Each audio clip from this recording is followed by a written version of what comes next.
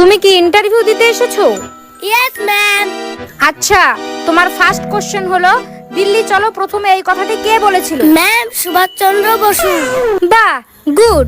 এবার তোমার দ্বিতীয় কোশ্চেন হলো কয়েকজন দেশপ্রেমিকের নাম বলো। আছে তো অনেক মানুষ, যেমন মহাত্মা গান্ধী।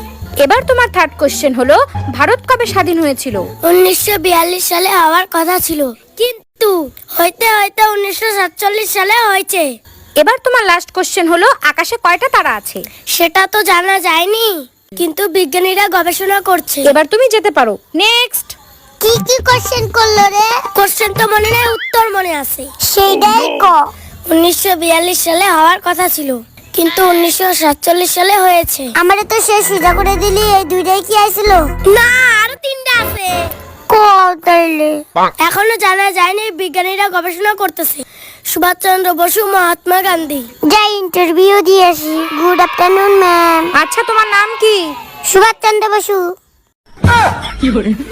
আচ্ছা, তোমার বাবার নাম কি? আছে তো অনেক, যেরকম মহাত্মা গান্ধী।